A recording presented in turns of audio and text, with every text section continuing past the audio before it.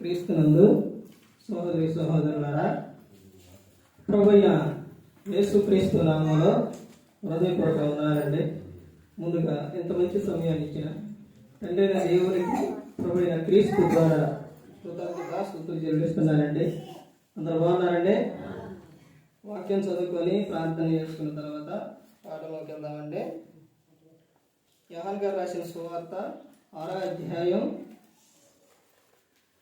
యోహాను గారు రాసిన సువార్త 6వ అధ్యాయం 40వ వచనం. కుమారుని చూచి ఆయన యందు విశ్వాసం ఉంచు ప్రతివాడును నిత్య జీవం పొందుటయే నా తండ్రి చిత్తం. అంత్య దినమున నేను వానిని లేపుదును. ప్రార్థన చేసు. పరలోకమందున్న మా తండ్రి, పరిశుద్ర ప్రేమ గల తండ్రి, గొప్ప తండ్రి, యెహోవా తండ్రి, అయ్యా మీ ప్రియకుమారుడు యేసుక్రీస్తు ప్రభువారి ద్వారా కృతజ్ఞతాస్తుతులు చెల్లిస్తున్నాము. ఆయన ఈ ఆరాధన క్రమంతట్లో మీరే నడిపించండి తండ్రి. వాక్యం బోధించుండగా ఈ లోక సంబంధమైన జ్ఞానంతో కాకుండా మీ జ్ఞానంతో మాట్లాడే వాటిని దయచేస్తారని మా ప్రభువైన యేసుక్రీస్తు నామములో వేడుకుంటున్నాం తండ్రి. ఆమేన్. ప్రభువైన యేసుక్రీస్తు నామములో హృదయపూర్వక వందనాలండి.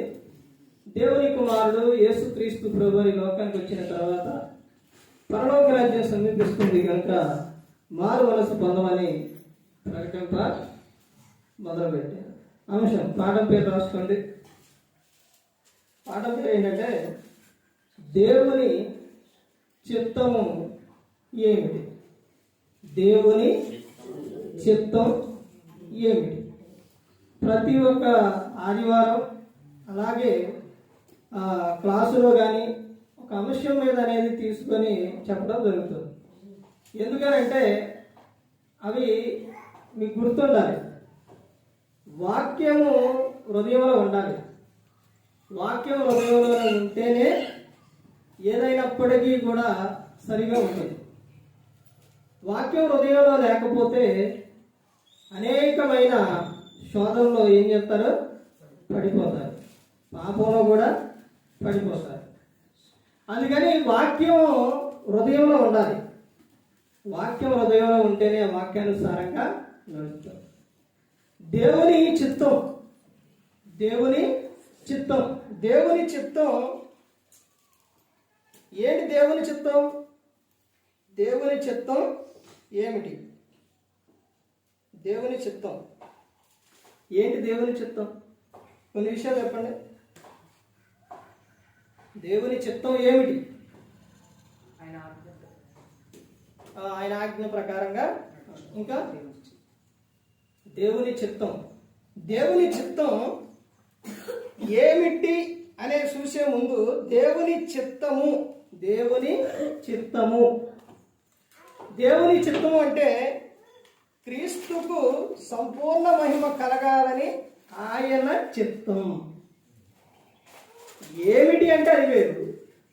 చిత్తము, దేవుని చిత్తము అని అంటే ఇది వేరు. తర్వాత మూడోది ఏంటి తెలుసుకుందామంటే దేవుని చిత్తం తెలుసుకున్నట్టే ఎట్టు. ఇప్పుడు ఇదంతా కూడా దేవుని చిత్తము గురించే తెలుస్తుంది. అంటే ఇప్పుడు నేర్చుకోబోయేది ఏంటి అంటే దేవుని చిత్తం ఏమిటి. అందులోని 2 విషయాలు ఏంటంటే అసలు దేవుని చిత్తం ఏంటనంటే ఒకటి ఏం చెప్తున్నారంటే క్రీస్తుకు సంపూర్ణ మహిమ కలగాలని ఆయన చిత్తము. ఎవరి చిత్తం అంటే అది దేవుని చిత్తం. క్రీస్తుకు ఏం కలగాలంట? సంపూర్ణ మహిమ కలగాలి. మీకు రెఫరెన్స్ కావాలంటే రాసుకోండి. రెఫరెన్స్ కూడా చెప్తాను. మాటకు మాట, దేవుని మాటకు ప్రతి ఒక్క మాట బైబిల్లో ఉందానికి ప్రతి ఒక్క దానికి కూడా ఆధారం ఉంది. ఆధారం లేనిది కాదు దేవుని మాట. అర్థమైందండి? అపోస్తలుడైన పౌలు గారు ఎఫెసీయులకు రాసిన పత్రిక 1వ అధ్యాయం 8వ వచనం రాసుకోండి. క్రీస్తుకు ఏం కలగాలి అంటే సంపూర్ణంగా మహిమ రావాలి. సంపూర్ణ మహిమ రావాలి. చూడండి, ఈ రోజున ఒక క్రమంగా, ఒక అలవాటుగా, ఒక ఇష్టముగా క్రైస్తవులకి మారాలి. కానీ అలా మారకపోతే చాలా ప్రమాదం. అది ఏ విషయంలోనంటే దేవుని విషయంలోనే. దీన్ని ఏమంటారంటే లెంట్ డేసా ఇప్పుడేనా అనేది 40 రోజులు. ఇది చాలా మంది నేను వెళ్ళిన చోటల్లా సేవకులు కలిసిన వాళ్ళల్లా చాలా మంది అడుగుతుంటారు. చాలా మంది అక్కడ జరిగిన సందర్భాలు కూడా అవన్నీ కూడా చెబుతూ ఉంటారు. ఎలా కొంతమంది చాలా విషయాలు జరిగిన విషయాలు ఇవన్నీ కూడా ఇప్పుడు ఫోన్లో చేసేయకండి, అందులోని వీడియోలు పెడుతుంటారు, స్టేటస్లు పెడుతుంటారు, ఇవన్నీ పెడుతూ ఉంటారు. అవి చూసినప్పుడు కూడా మనకు అనిపిస్తుంది కదా, ఆహా భలే చేస్తున్నారుగా, భలేగా ఉందిగా అనిపిస్తుంది. ఈ 40 రోజులు కూడా వాళ్ళు ఎవరండి? క్రైస్తవులే. ఎలా చేస్తూ ఉంటారు అంటే చాలా మంది భక్తిగానే చేస్తూ ఉంటారు. మరి ఆ తర్వాత ఉండదానంటే అది వాడిష్టం, అది మనం చెప్పేది కాదు. కానండి ఇక్కడ దేవుని చిత్తం అంటే క్రీస్తుకు సంపూర్ణ మహిమ రావాలి. ఎవరి ద్వారా రావాలి? అసలు నిన్ను మనందరినీ ఇక్కడికి ఎందుకు, ఈ లోకంలో ఎందుకు పుట్టించారు అనుకున్నారు? ఎందుకు పుట్టించారు? అసలు ఎందుకు పంపించారు? పిల్లవాళ్ళు ఎందుకు స్కూల్కి పంపిస్తారు? చదువుకోవడానికి, బాగుపడటానికి, వాళ్ళు మంచిగా ఉండాలని, వాళ్ళ తర్వాత ఇదే విషయాల్లో ఇబ్బంది పడకూడదని. ఇప్పుడు స్కూలుకు పంపించే పిల్లలకు రేట్లు కూడా ఏంటి, ఎల్కేజీకే 1000 అవుతుంది ఫీజు. వాళ్ళకి ఎరగమాల యూకేజీ ఎల్కేజీ 1వ తరగతికి వచ్చేసరికి వాళ్ళు మొయ్యలేనంత బరువు అయిపోతుంది ఎరగమాల. అటన్నిటికీ అవి ఊపత్యా, అటన్నిటికీ డబ్బు కట్టాలి. అన్ని తీసుకున్న తర్వాత వాటిని పోనీలే, ఇచ్చాములే, కొన్నాములే అని అలా వదిలేయరు. వాటికి ఏం చేస్తారు? చదవాలి, రాయాలి, ఇవన్నీ చేస్తూ ఉంటారు. ఈ లోకంలోని వాటికే అంత ప్రాధాన్యత ఇస్తుంటే, ఒక చదువు విషయంలోనే అన్ని జాగ్రత్తలు తీసుకుంటుంటే, మనీ కడుతూ ఉంటే, దేవుని విషయానికి వచ్చేసరికి ఒక గ్రంథాన్ని, ఏ గ్రంథాన్ని? బైబిల్ గ్రంథాన్ని, పరిశుద్ధ గ్రంథాన్ని ఎప్పుడైనా కానీ చదవని కానీ ఎప్పుడైనా చెప్పారా పిల్లలకు? ఓని ఎప్పుడైనా చదివారా? ఎప్పుడైనా విన్నారా? స్కూల్ నుంచి రాగానే చాలా మందిని చూడండి, నేను చూస్తున్న ప్రాంతాల్లో కానీ చాలా మంది పిల్లలు స్కూల్కి వెళ్ళి రాగానే కొంతమంది తల్లి కానీ తండ్రి కానీ వాళ్ళు ఆడుకుందామని ఒకవేళ బయటకు వచ్చిన బుక్స్ తీయకపోయినా ఉదయానే కానీ సాయంత్రం కానీ ఏం చేస్తారు? చదువుకో అంటారు. చదవకపోతే ఇంకా ఏం చేస్తారు? కవ తీసుకుంటారు, కూర్చోబెట్టి చదివిందాక ఆడే ఉంటారు. ఎప్పుడైనా కానీ బైబిల్ని చదవండి ఎప్పుడన్నా చెప్పారా? ఈ గ్రంథాన్ని చదువు, ఇదిగో బైబిల్, ఇదిగో చదువు, కూర్చో చదువు అని ఎప్పుడన్నా చెప్పారా? పోనీ ప్రార్థన చేసుకోమని చెప్పారా? అసలు ఏమీ నేర్పం. ఇలాంటి దేవుని సంబంధమైన, దేవుని జ్ఞానం ఇవేమీ కూడా నేర్పరు. ఒక విషయం, చదువు మంచిదేనండి, చదువు మంచిదే, దేహానికి సంబంధించిన విషయం కూడా జాగ్రత్తలు మంచియే కాదను. కానీ నువ్వు ఈ గ్రంథాన్ని గల వాళ్ళకు మైండ్లోకి ఎక్కిస్తే కీర్తనలు 119 9-10 వచనాల్లో ఉంటుంది. యవనస్తులు పడిపోకుండా, పాపం చేయకుండా, పాపంలో పడిపోకుండా ఉండినట్లు నీ వాక్యాన్ని జాగ్రత్తగా చూచుకోవడం బట్టే తర్వాత తల్లిదండ్రుల్ని చూడాలన్నా, పిల్లలు వాళ్ళ భవిష్యత్తు బాగుండాలన్నా, పాపానికి దూరంగా ఉండాలన్నా ఈ గ్రంథం వాళ్ళ దగ్గర ఉండాలి, ఈ వాక్యం వాళ్ళ హృదయంలో ఉండాలి. ఈ బైబుల్ ఇలా పట్టుకొని ఇలా వెడుతూ ఇలా పెట్టుకొని, ఇప్పుడు ఇలా పెట్టుకొని ఈ పక్కన మందు తాగుతురా పట్టుకొని పోని, ఇది ఇలా పెట్టుకొని ఇలా పట్టుకొని ఇలా పక్కన పెట్టి షాప్ కాడికి వెళ్ళి సిగరెట్ కలుపుతురా, ఓని ఇది ఇలా పట్టుకొని బూతులు మాట్లాడతారా, గొడవకి వెళ్తారా? అర్థమవుతుందండి? ఇది అంత పవర్. అర్థమైందండి? చదువుకున్న వారైనా ఎవరైనప్పటికీ కూడా వాళ్ళైనప్పటికీ కూడా ఈ కొన్ని అలవాట్లకి ఇదవుతారు. కానీ దీన్ని పట్టుకున్నవారు, దీన్ని చదివేవారు, అర్థమవుతుందండి, లోకంలోనికి లోకాశలకు వెళ్ళిపోరు. ఆ తర్వాత ఇంకో విషయం ఏంటంటే ఇందులో ఉన్న వాక్యం ప్రతిసారి ఏం చేస్తుందంటే వాళ్ళకి గుర్తొస్తూ ఉంటుంది. ఈ చదువుతో పాటు నువ్వు చదివించే చదువుతో పాటు పిల్లలకు దేవుని జ్ఞానాన్ని, దేవుని వాక్యాన్ని వాళ్ళ హృదయంలో నింపితే వాళ్ళు బహుగా ఫలిస్తారు. ఆ తర్వాత మిమ్మల్ని కూడా చూస్తారు. ఎవరిని? తల్లిదండ్రులు చూస్తారండి. ఎందుకనంటే భూమి మీద దీర్ఘాయువంతుడిగా అవ్వాలంటే నీ తండ్రిని తల్లిని సన్మానించు అని గ్రంథం చెబుతుంది. ఆ మాటలు గుర్తొస్తే వాళ్ళ స్కూల్కి వెళ్ళినప్పుడు వాళ్ళు ఏం చెప్తారు? క్రమంగా ఇలా కూర్చోవాలని చెప్తారు. వాళ్ళకు ఉన్న అంశం ఏదైతే పాఠ ఉందో అవి చెప్తారు. అర్థమవుతుందండి? కానీ దేవుని గ్రంథానికి వచ్చేసరికి, దేవుని మందిరానికి వచ్చేసరికి నేర్పే విషయం ఏంటంటే క్రమశిక్షణ. క్రమంగా రావాలి, క్రమంగా ఉండాలి, క్రమం పాటించాలి, అంత క్రమంగా ఉండాలి. ఆ తర్వాత నీ జీవితం ఎలా ఉండాలో చెబుతుంది, నువ్వు ఎలా జీవించాలో చెబుతుంది గ్రంథం. అందుకనే తండ్రి అయిన దేవుడు మనల్ని లోకానికి పంపించినప్పుడు మనల్ని ఎవరో ఏర్పరచుకున్నారు అని అంటే క్రీస్తులో ఏర్పరచుకున్నారు. ఎందుకనంటే క్రీస్తుకు సంపూర్ణ మహిమ రావాలి. అది దేవుని చిత్తం.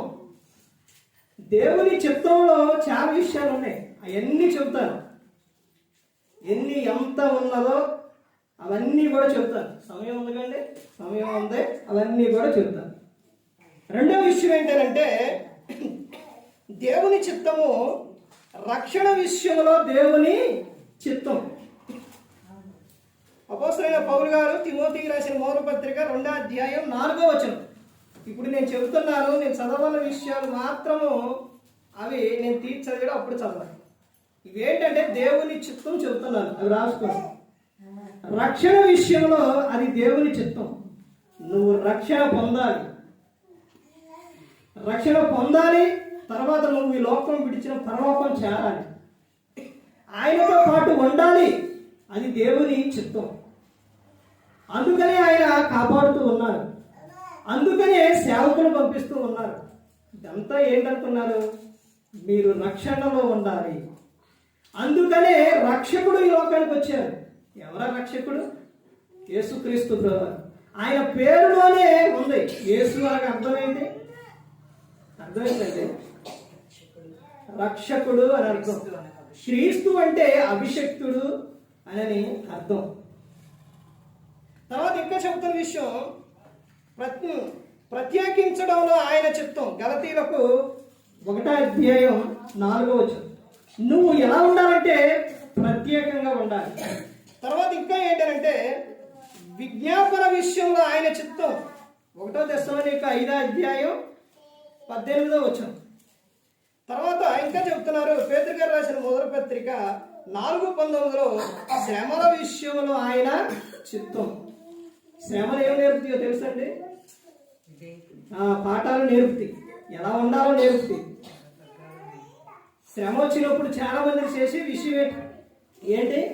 దేవునికి దూరం అయిపోవడం, ఆ తర్వాత దేవుని దూషించడం. దేవుడు అంటే ఎందుకు జరిగింది? దేవుడు అంటే ప్రార్థన ప్రభు అంటే ఎందుకు నాకు ఎలా జరిగింది? చాలా మంది చిన్న శ్రమ రాగానే దేవుణ్ణి మరిచిపోయి లోకంలోకి వెళ్ళిపోయిన వారు చాలా మంది కనబడుతూ ఉన్నారు. కొత్త నిబంధనలో కూడా కనబడతారు.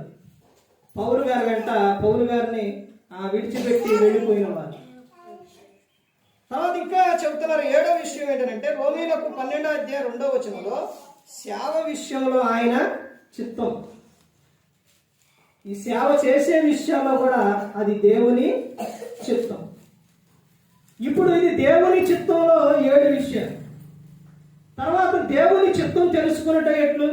అది తెలుసుకున్న ఆ విషయాలు చూసిన తర్వాత దేవుని చిత్తం ఏమిటో అవి చూసి ముగించుకోండి. దేవుని చిత్తము తెలుసుకున్నట్లు ఎట్ట దేవుని చిత్తం తెలుసుకోవడం ఎలా తెలుస్తుంది? ఇప్పుడు వచ్చారు, వెళ్ళిపోతున్నారు, తెలిసిపోతుందా? ఎలా దేవుని చిత్తం తెలుసుకోవాలి?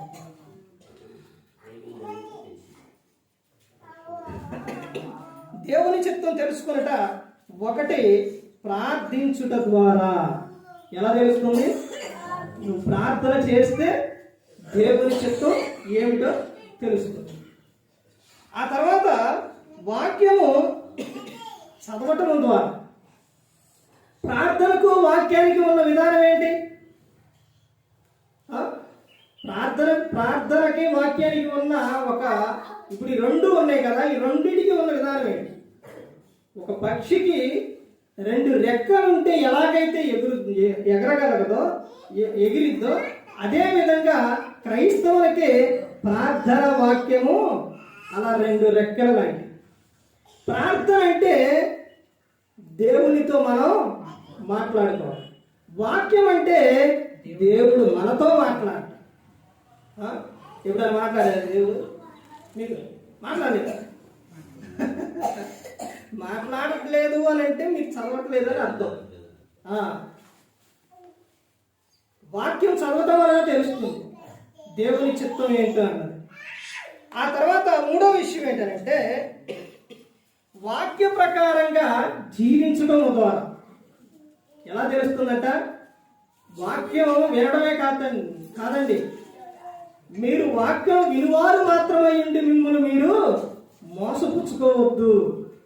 ఆ చెబుతున్నది వాక్యానుసారంగా ఉందా లేదా తెలుసుకోవాలని అంటే మీరు వాక్యాన్ని చదవాలి. ఆ వాక్య ప్రకారంగా మీరు జీవిస్తూ ఉంటేనే తెలుస్తుంది. ఈ విషయాలు వీటికి రిఫరెన్స్ కావాలంటే మొదటి ప్రార్థించడం ద్వారా ఆదికాండం 24 అధ్యాయం 63, 67. వాక్యం చదవడం అంటే కీర్తనలు 119, 105వ కీర్తన 105వ వచనం. వాక్య ప్రకారం జీవించడం అపోస్తుల కార్యాలు 13వ అధ్యాయం 22వ వచనం. తర్వాత యోహాను సువార్త 4:24లో ఆత్మ ఆరాధన చేయడం ద్వారా. దేవుని ఎలా ఆరాధించాలంట? ఆత్మతో సత్యముతో ఆయనను ఆరాధించాలి. అలా ఆరాధించడం వలన దేవుని చిత్తం ఏంటో మీకు తెలుస్తుంది. ఆ తర్వాత ఇంకా విషయం ఏంటంటే అపోస్తుల కార్యాలు 2:42లో సంఘ సహవాసము ద్వారా దేవుని చిత్తము తెలుస్తుంది. సంఘము ఏం కలిగి ఉండాలంటే సహవాసం కలిగి ఉండాలి, ఐక్యత కలిగి ఉండాలి. సంఘంలోని ఐక్యత లేకపోతే ఏమీ కూడా చేయలేదు. సంఘమంతా ఐక్యత కలిగి ఉంటేనే సంఘ పని విషయంలో కానీ ఏదైనప్పటికీ కూడా జరుగుతుంది. సంఘ సహవాసం కలిగి ఉండాలి, దేవునితో సహవాసం కలిగి ఉండాలి. ఎందుకు మనల్ని పిలిచారు అని అంటే కొరింథీయులకు రాసిన మొదటి పత్రిక 1వ అధ్యాయంలో ఉంటుంది. క్రీస్తుతో సహవాసం చేయుటకు మనలను ఆయన పిలిచారు. ఆ తర్వాత ఇంకా చెప్తున్న విషయం ఏంటంటే అపోస్తుల కార్యాలు 15వ అధ్యాయం 40వ వచనంలో ప్రభు కృపకు లోబడుట ద్వారా దేవుని చిత్తం తెలుసుకుంట తెలుస్తుంది. ప్రభు చిత్తము అదే ప్రభు కృపకు లోబడుట ద్వారా. అపోస్తుల కార్యాలు 10వ అధ్యాయం 9, 16లోని సూచనల ద్వారా దేవుని చిత్తము తెలుస్తుంది. ఇది దేవుని చిత్తం అంటే ఇందా చూసాం. ఇప్పుడు దేవుని చిత్తము తెలుసుకున్నట్ల ఎట్లు అని అంటే ఈ విధంగా చేస్తే తెలుస్తుంది. ఇప్పుడు దేవుని చిత్తం ఏమిటి? ఆ విషయాన్ని మనం చూసేది. దేవుని చిత్తం యోహాను గారు రాసిన సువార్త 6వ అధ్యాయం 9వ వచనం. ఎవరు చెప్తున్నారో చూడండి. ఇక్కడ 39 చూడండి. ఆయన నాకు అనుగ్రహించిన దాని అంతటిలో నేనేమియో పోగొట్టుకొనక అంత్య దినమున దాన్ని లేపుటయే నన్ను పంపిన వాని చిత్తమై ఉన్నది. కుమారుని చూచి ఆయన యందు విశ్వాసముంచు ప్రతివాడును నిత్య జీవం పొందుటయే నా తండ్రి చిత్తము, అంత్య దినమున నేను వారిని లేపుదును. నువ్వే పొందాలంట? నిత్య జీవం పొందుటయే అది దేవుని చిత్తము. అందుకనే యేసుక్రీస్తు ప్రభువుని ఈ లోకానికి పంపించింది. యోహాను గారు రాసిన సువార్త 3వ అధ్యాయం 16వ వచనంలో కూడా ఉంటుంది. దేవుడు లోకమును ఎంతో ప్రేమించారు కాగా తన అద్వితీయ కుమారుని వారి పుట్టిన వారి యందు విశ్వాసం ఉంచు ప్రతివాడును నశింపగా ఎక్కడికెళ్తాడంట? నిత్య జీవం. ఆయన క్రీస్తుని లోకానికి ఎందుకు పంపించారనంటే తీర్పు తీర్చడానికి కాదు. ప్రతి ఒక్కరూ కూడా ఆయన పట్ల విశ్వాసం ఉంచాలి. ఆయన పట్ల విశ్వాసం ఉంచినప్పుడు నువ్వు లోకం విడిచినప్పుడు ఎక్కడ చేరతావు? పరలోకం చేరతావు. నిత్య జీవం పొందుటయే అది దేవుని చిత్తమై ఉన్నది. ఈ రోజున మనిషి దేవుని చిత్తం ఏంటో తెలుసుకోవట్లా. మేము క్రీస్తుని నమ్ముకుంటామంటారులే కానీ వారి ఆలోచన ప్రకారంగా వారి ఇష్టానుసారంగా జీవిస్తున్నారు. ఇది దేవుని చిత్తము అని మనిషి తెలుసుకోలేకపోతుంది. ఇంకో విషయం చూడండి, దేవుని చిత్తం ఏమిటో చూడండి. అపోస్తలుడైన పౌలు గారు కొరింథీయులకు రాసిన తెస్సలోనికీయులకు రాసిన మొదటి పత్రిక 4వ అధ్యాయం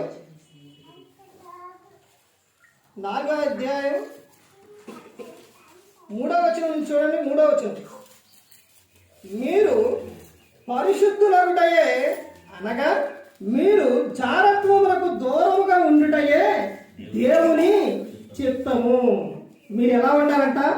పరిశుద్ధులుగా ఉండాలి. ప్రభువుకి కావలసింది ఆ విషయం. అందుకనే ముందే జగత్పునాది వేయబడక మునిపే క్రీస్తును మనల్ని ఏర్పరచుకుంది. ఎలా ఉండాలనంటే మీరు పరిశుద్ధులుగా నిర్దోషులుగా ప్రేమ కలిగి ఉండాలని ఆయన కోరుతాం. ఇప్పుడు ఇక్కడ చెబుతున్న విషయం కూడా అదే. మీరు పరిశుద్ధులగుటయే. పరిశుద్ధులు అవ్వాలంటే ఏం చేయాలి? జారత్వములకు దూరముగా ఉండాలి. ఈ విషయం ఎప్పుడో తెలుసండి. జారత్వం అంటే ఎప్పుడో తెలుసండి ఇది ఈ విషయం. పరిశుద్ధులు అని చెప్పారు, జారత్వం అని చెప్పారు. అసలు ఈ విషయం ఎప్పుడుది అని అంటే వివాహానికి ముందు. కన్యక అంటే పురుషుడైనా స్త్రీ అయినా, అంటే వివాహానికి ముందు పరస్త్రీ పరపురుషుడు చేసేదాన్నే, తప్పు చేసేదాన్ని ఏమంటారు? జారత్వము అంటారు. ఇదిగో మీరు అక్కడ అప్పుడే మీరు ఎలా ఉండాలి? ఆ విషయంలో అప్పుడే ఎలా ఉండాలని అంటే జాగ్రత్తగా ఉండాలి, పరిశుద్ధులుగా ఉండాలి. వివాహం అయిన తర్వాత పరస్త్రీ పరపురుషుడు దాన్ని ఏమంటారనంటే వ్యభిచారం అంటారు. ముందు ఈ విషయం ఏంటంటే జారత్వము. దేవుని చిత్తం ఏంటంటే నువ్వు నీ వివాహానికి ముందే నువ్వు ఎలా ఉండాలంటే పరిశుద్ధంగా ఉండాలి. అదే చెప్తున్నారు, జారత్వములకు మీరు దూరంగా ఉండుటయే అది దేవుని చిత్తం. ఎందుకనంటే సంఘం అంటే ఎవరో తెలుసండి? పోనీ వరుడు అంటే ఎవరో తెలుసా? యేసుక్రీస్తు ప్రభువారు. వధువు మనం ఎవరంటే సంఘం, వధువు సంఘం. ఇప్పుడు పురుషుని ఈ లోకంలో మీకు అర్థం అవడానికి ఈ లోకంలోని వివాహానికి ముందు పెళ్లి చూపుల నాడు అమ్మాయిని తీసుకొస్తారు కదా. తీసుకొచ్చి ఆడ కూర్చోబెట్టేటప్పుడు ఆ వరుడికి నచ్చడానికి అమ్మాయిని ఏం చేస్తారు? అలంకరిస్తారు. అంటే మంచిగా చక్కగా అలంకరిస్తారు, తీసుకురారు. ఇప్పుడు ఒకవేళ బయటికి వెళ్ళినా లేదా పనికి వెళ్ళినా జాబ్కి వెళ్ళినా ఇందులోనైనా కష్టం ఉండదండి. బయట పని విషయాలు సుఖం ఏమి ఉండదు, కష్టమే ఉంటుంది. అలా వెళ్ళొచ్చిన అమ్మాయిని, ఓ నువ్వు ఎంత లేట్కి వచ్చిన కూర్చో అని తీసుకొచ్చి కూర్చోబెడతారా? కూర్చోబెడతారు. ఎంత లేట్ అయినా కానీ ఆమెను చక్కగా రెడీ చేసి అక్కడ కూర్చోబెడతారు. ఎందుకంటే వచ్చిన అబ్బాయికి నచ్చాలి. అదే విధంగా మనందరం కూడా క్రీస్తు ఎదుట ఆయనకు నచ్చే వారిగా ఉండాలి అంటే, అలా ఉండాలి అని అంటే మనం ఎలా ఉండాలని చెప్తున్నారనంటే పరిశుద్ధులుగా ఉండాలి. ఎందుకనంటే ఆ ప్రభు ఎవరనంటే పరిశుద్ధుడు కనుక. ఆయన ఎదుట ఎలా ఉండాలి అంటే మనం పరిశుద్ధులుగా ఉండాలి. అక్కడ చెబుతున్న విషయం అదేనండి. జారత్వములకు నువ్వు ఎలా ఉండాలి? దూరముగా ఉండాలి. అది దేవుని చిత్తమై ఉన్నది. తర్వాత ఇంకో విషయం చూడండి, ఇంకా ఏం చెబుతున్నారంటే, ఇక ఈ అపోస్తలుడైన పౌలు గారు తెస్సలోనికీయులకు రాసిన మొదటి పత్రిక 5వ అధ్యాయం 16వ వచనం నుంచి చూడండి. ప్రతి విషయమునందు కృతజ్ఞత స్తుతులు చెల్లించుడి, ఎలాగూ చేయుట యేసుక్రీస్తునందు మీ విషయంలో దేవుని చిత్తము. ఏం చెల్లించాలంట? ప్రతి విషయాల్లో ఏం చెల్లించాలి? కృతజ్ఞత స్తుతులు చెల్లించాలి. ఇలాంటి విషయాలు, ఉపమానాలు ఇవన్నీ కూడా యేసుక్రీస్తు ప్రభువు ముందే చెప్పారు. ఎప్పుడు చెప్పారంటే 10 మంది కుష్ఠరోగులు కేకేసినప్పుడు అక్కడ మీరు వెళ్ళి యాజకులను కనపరుచుకోమన్నప్పుడు వాడు వెళుతూ ఉంటే మార్గంలో వాళ్ళకి స్వస్థత కలుగుట చూసి ఎంతమంది తిరిగి వచ్చారు? ఆయన తిరిగి వచ్చారు. అంటే తిరిగి వచ్చిన తర్వాత తిరిగి వచ్చి దేవునికి ఆయన చెల్లిస్తుంది ఏంటి? కృతజ్ఞతాస్తుతులు. అంటే దేవుడు ఏం చేసిందని కృతజ్ఞతాస్తుతులు చెల్లించింది? ఆయన స్వస్థత, మేలు చేశారు. ఈ రోజున నీ జీవితంలో, నా జీవితంలో, అందరి జీవితంలో దేవుడు మేలు చేయలేదండి. ఏ దేవుని మేలు చేశారు అని చెప్పేవారు ఇక్కడ ఉన్నారా? ప్రతి ఒక్కరి జీవితంలో దేవుడు మేలు చేసింది, కానీ మీ దేవుడిని ఏం చేస్తున్నారు? మర్చిపోతున్నారు. దేవుని సన్నిధికి వచ్చి దేవుని ఆరాధించడం అది మీకు ఎంత, ప్రతి ఒక్క చాట కూడా ఎంతసేపు అండి? ఒక రోజు మొత్తం నడుపుతారు ఆరాధన, పెట్టరు కదా? మొత్తం కలిపి గంట, 2 గంటలు, 2:30 గంట వరకే. అర్థమవుతుందండి? ఇంత సమయంలో కూడా అంటే నీకు 24 గంటలు దేవుడు కాపాడుతూ ఉంటే ఒక 2 గంటలు దేవునికి ఇవ్వలేకపోతున్నాను, కూర్చోలేకపోతున్నాను.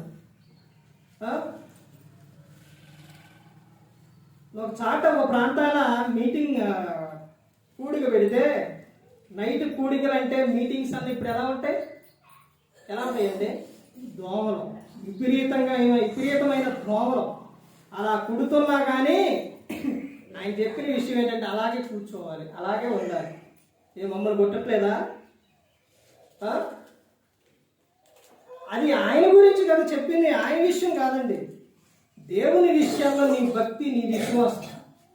కానీ దేవుడు ప్రతి ఒక్కరి జీవితంలో మేలులు చేశారు, కానీ ఆ మేలులకు మన నరుడు చేస్తున్న విషయం ఏంటంటే మర్చిపోతున్నారు. పేతురు గారు అత్తగారు తెలుసండి. అంటే మళ్ళీ ఇలాంటి పేర్లు ఉపయోగిస్తే ఏమంటారంటే అబ్రహాము, ఇస్సాకు, యాకోబు ఈ యొక్క పేర్లు గొప్పనంట బైబుల్ చెప్పండి మాకు చెప్పామనుకోండి, మనిషి పేర్లు అనుకొని అంటే వీళ్ళు పెట్టుకుంటారు కదా, ఇలాంటి పేర్లు అనుకొని యాకోబు వీళ్ళు అనుకుంటారు. పేతురు అత్తగారు అంటే ఏమోరండి తెలియదు అనవాకండి, బైబుల్ గ్రంథంలో ఉన్న విషయం. పేతురు అత్తగారు ఆమెకు జ్వరం వచ్చింది. జ్వరంతో బాధపడుతున్న ఆ విషయం యేసుక్రీస్తు ప్రభువారు అక్కడికి వచ్చినప్పుడు ఆయనకి చెప్తారు. అప్పుడు ఆయన ఆమె దగ్గరకు వచ్చి ఆమె దగ్గర నిలబడి ఆమెను ముట్టి ఆ జ్వరాన్ని గద్దించి చేయి పట్టుకొని లేచారు. ఈ ఎన్ని సువార్తల్లో ఉందో నేను చెప్పిన 3 ఎన్ని విషయాలు ఒక్కొక్క సువార్తలో ఉంది. మత్తాయి, మార్కు, లూకా, యోహాను. ఈ సువార్తలు అంటే ఒక సువార్తలు ఒక్కొక్క దాంట్లో ఎలా ఉండిద్ది అంటే వాళ్ళకు తెలిసిన విషయాన్ని బట్టి వాళ్ళు రాశారు. ఇప్పుడు మత్తాయి గారిలో ఆడకు వస్తారు, ఆమె దగ్గరకు వచ్చి మంచగాడ నిలబడతారు. లోకం తర్వాత మార్కులోనేమో ఆ జ్వరాన్ని ఏం చేస్తారు? గద్దిస్తారు. లోకా గారి సువార్త అక్కడికి వచ్చేసరికి ఆమె చేయి పట్టుకొని లేదు. ఒకటే.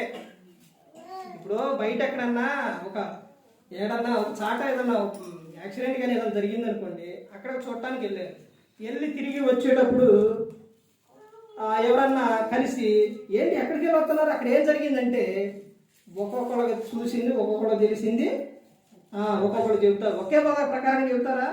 చెప్పరు. కానీ జరిగిన విషయం ఏంటి అక్కడ ఒకటే, చెప్పే విషయం మాత్రం ఇలాగే చెప్పారు. అదే విధంగా బైబిల్ గ్రంథంలో కూడా మొత్తం కూడా ఒకటే జరిగింది. ఇప్పుడు ఆమెను ముట్టి గద్దించినప్పుడు ఆమెలో ఉన్న జ్వరం ఏమైంది? పోయింది. తర్వాత జ్వరం పోయిన తర్వాత అక్కడ ఉన్న వారికి ఆమె చేసిన విషయం ఏంటి? ఉపచారం చేసింది వాళ్ళందరికీ కూడా. అంటే దేవుడు నీ జీవితంలోనైనా సరే, ఒక అనారోగ్య విషయంలో, ఒక సమస్య విషయంలో, ఏ విషయంలోనైనా కానీ నీకు దేవుడు మేలును చేశారు, నిన్ను స్వస్థపరిచాడు, నిన్ను కాపాడాడు, నిన్ను రక్షించాడు. కానీ ఆ కృతజ్ఞత నీకుందా? కృతజ్ఞత లేదు. మనిషి మర్చిపోయింది కృతజ్ఞత. దేవుడు మేలు చేస్తే, దేవుడు స్వస్థపరిస్తే అప్పుడప్పుడే చెప్పుకుంటారు. ఎక్కడ చెప్పుకుంటారు? బయట బంధువులు చెప్తారు, బయట ఊళ్ళో చెప్తారు, తర్వాత ఎక్కడికి వచ్చి ఆ దేవుడు ఎంత మేలు చేసిందని చెప్తారు. ఆ తర్వాత ఏమైపోతారు? కనబడరు. ఇక దేవుల్లో ఉండవు. అర్థమవుతుందండి? ఏదన్నా ఆరాధన మానేశారు అంటే, లేదా కూడికి మానేశారు అంటే, క్లాసు మానేశారంటే, ఏదైనా ఒకరోజు అవసరమయ్యి మానేస్తారు. కానీ ప్రతిదినం మానేస్తున్నారని అంటే ఏంటి దాని అర్థం? దేవుని పట్ల నీకు ప్రేమ లేదు, భయము లేదు, భక్తి లేదు.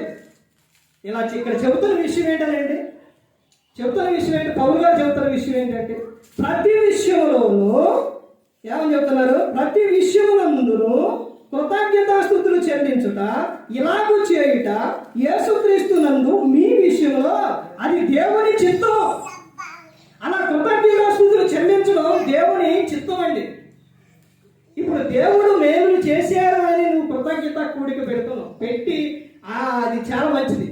అనేకులకు ఏం చేస్తున్నారంటే వాక్యం వినిపిస్తూ ఉన్నారు. అది చాలా మంచిది, చాలా సంతోషం. దేవుడు మా జీవితాల్లో మేలు చేశారు అని కృతజ్ఞత చాలా గొప్ప విషయం. అలా ప్రతి ఒక్క విషయంలో నువ్వేం చేయాలి దేవునికి అంటే కృతజ్ఞతాస్తుతులు చెల్లించాలి. నువ్వు ప్రార్థన చేసుకొని బయటికి వెళ్ళినప్పుడు, మరలా తిరిగి వచ్చినప్పుడు, అంటే ప్రతి ఒక్క విషయంలో కూడా నువ్వు దేవునికి చెప్పాలి. దేవుడిని ఎప్పుడు కూడా మర్చిపోకూడదండి. దేవుడు ఎప్పుడైనా మర్చిపోయారా? ఎప్పుడైనా మర్చిపోయారంటే కీర్తన 121 కీర్తనలో ఏమని ఉంటుంది? కొండల తట్టు కన్నులు ఎత్తుతున్నాడు, నా సహాయం ఎక్కడి నుంచి వచ్చు? యెహోవా వలనే నాకు సహాయం కలుగును. ఆయన భూమి ఆకాశములను సృజించిన వాడు. ఆయన నీ కుడి పక్కను ఎడమ పక్కను నీడగా ఎండగా తోడుగా ప్రతి ఒక్క విషయంలో ఉంటారు. నీ ప్రాణమును కాపాడును. ఆ తర్వాత ఆయన నీ రాకపోకల యందు ఆయన నిన్ను కాపాడు. ఎప్పుడంట?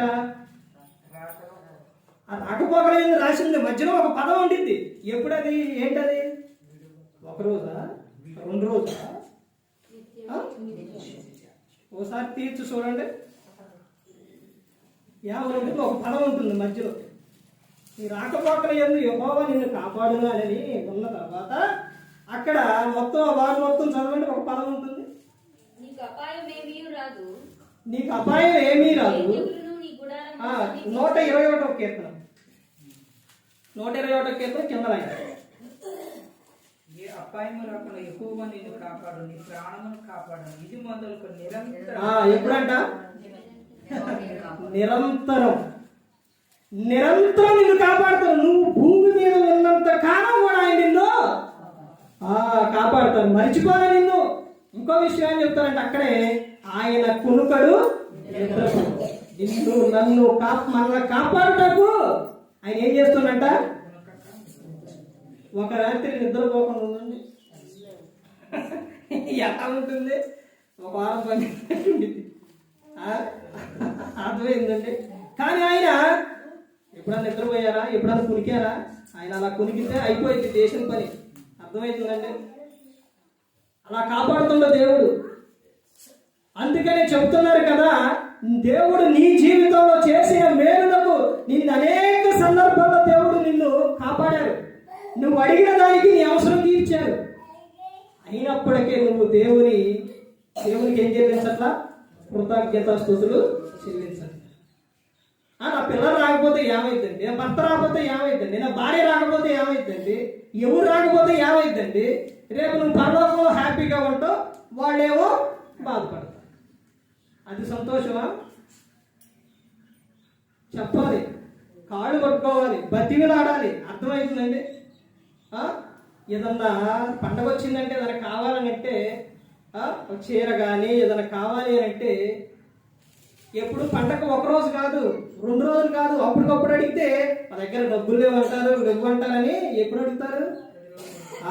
వారం 10 రోజుల ముందే అడుగుతారు. అప్పటి నుంచి అడిగితే కొనిస్తారు అని. కానీ దేవుని విషయాల్లో మనం అడగం. దేవుడు నిత్యం మనకు ఆనందం, సంతోషం నిత్యం కాపాడుతున్న దేవుని యొక్కకు వెళదాము రండి. బైబిల్ గ్రంథంలో ఏమనుందండి? నేను నా ఇంటి వారు యెహోవాను సేవించదు అని ఉంది. కుటుంబంలో కుటుంబ ప్రార్థనలు ఉన్నాయండి. అందరూ కలిసి కుటుంబ ప్రార్థన చేసుకోవడం ఉందా? ఏ ఒక్కటి కూడా దేవుని విషయంలో ఏది కూడా చేసేవారిగా లేరు ఈ రోజున. తర్వాత ఇంకా ముందుకెళ్తే ఇంకా చూడండి, ఇంకా 2 విషయాలు చూసి ముగించుకుందాం. చూడండి, పేతురు గారు రాసిన మొదటి పత్రిక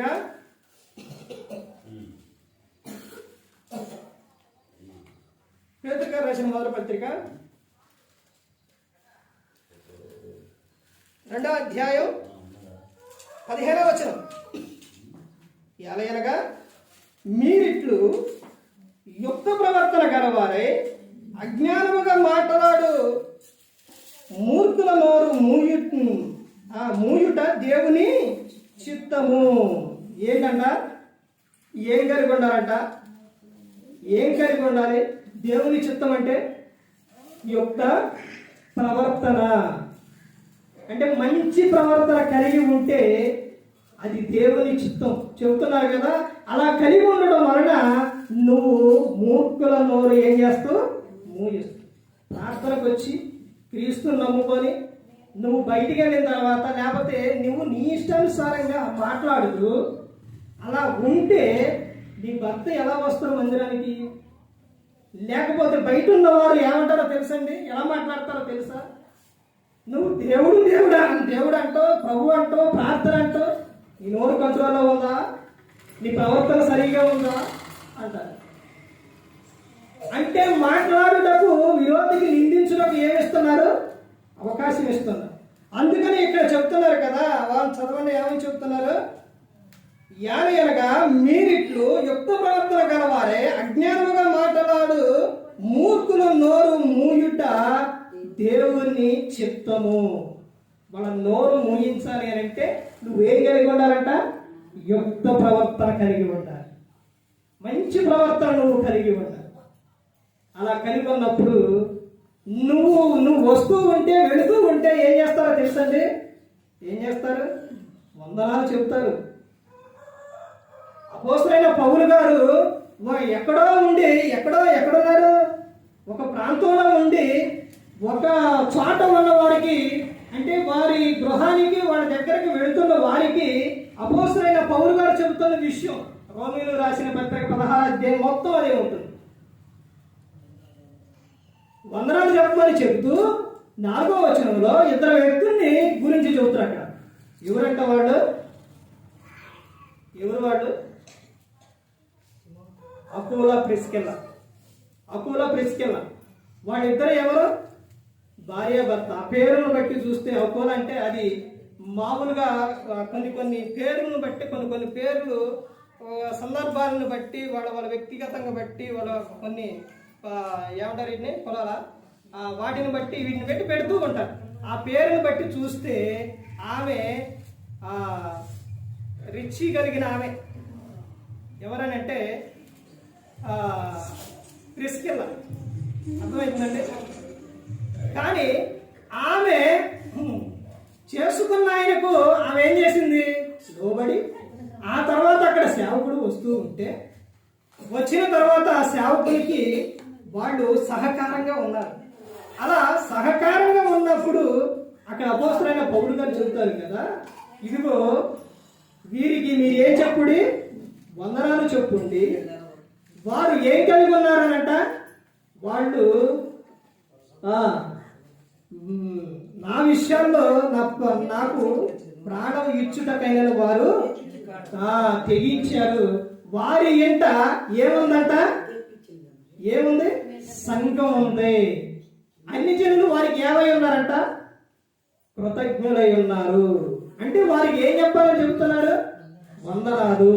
ఒక సేవకుడు ఒకళ్ళకి వందనాలు చెప్పుండి అని చెప్తున్నాడు అని అంటే అసలు వాడి ప్రవర్తన ఏ విధంగా ఉందో ఒకసారి ఆలోచించండి. వాళ్ళు ఏ విధంగా ఉన్నారో చూడండి. అందుకని ప్రతి ఒక్కరు చెబుతున్న విషయం, ఇక్కడ గ్రంథం చెబుతున్న విషయం ఏంటంటే నువ్వు మూర్ఖుల నోరు ముయించాలి అని అంటే నువ్వు యుక్త ప్రవర్తన కలిగి ఉండాలి. నువ్వు నీ భర్తకు నువ్వు లోబడి ఉండి భర్త మాట వింటూ ఉంటే అసలు ఆయన మాట్లాడటం అర్థమవుతుందండి. భర్త అయినా సరే, భార్య అయినా సరే, ఎవరైనప్పటికీ కూడా ప్రతి ఒక్కరు కూడా యుక్త ప్రవర్తన కలిగి ఉండాలి. అది దేవుని చిత్తం. మూర్ఖుల నోరు ముగించు.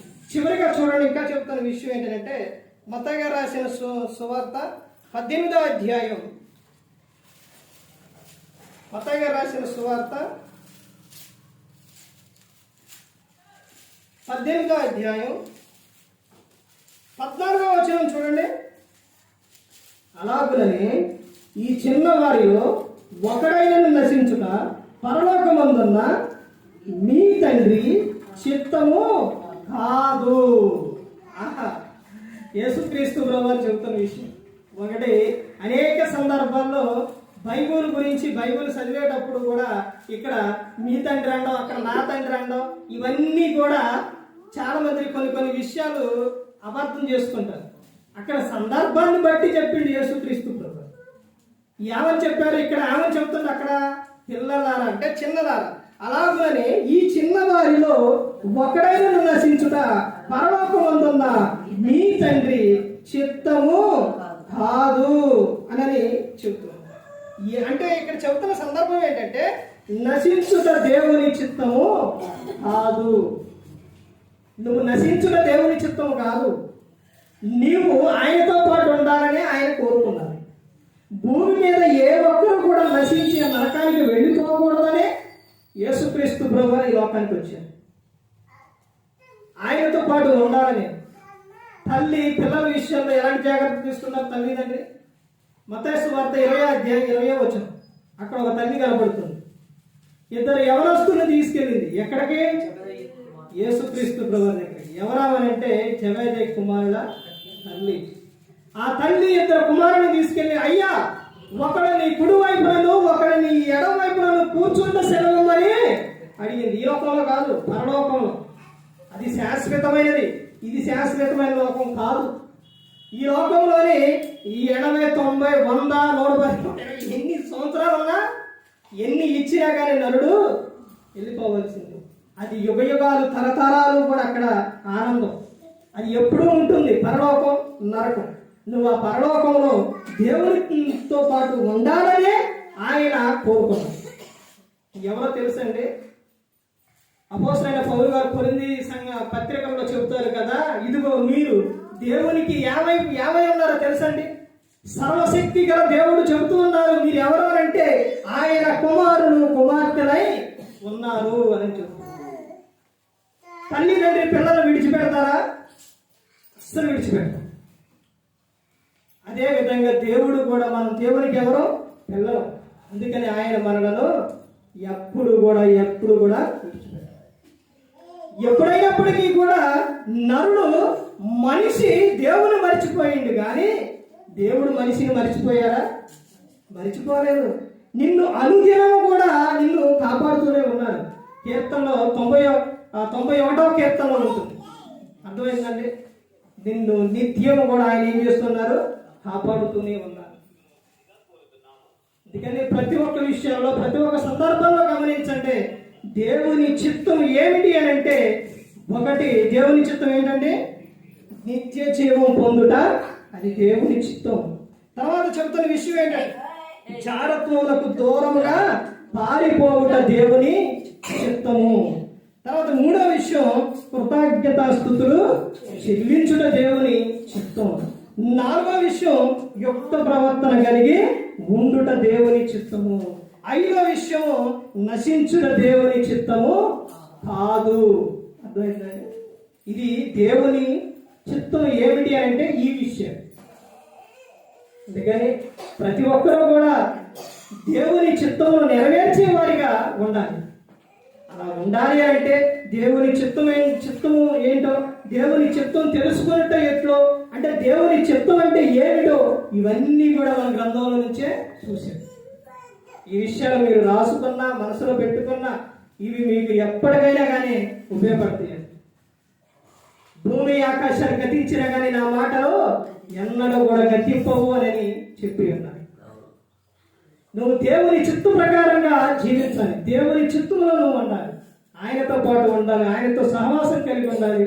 ఆ తర్వాత నువ్వు నీ ఆయుష్కాలం పూర్తి చేసుకున్న తర్వాత ఈ లోకం విడిచినప్పుడు ఆయనతో పాటు ఉండాలని దేవుడు కోరుకుంటున్నాడు. అందుకని యేసుక్రీస్తు ప్రభువారిని ఈ లోకానికి పంపించాడు.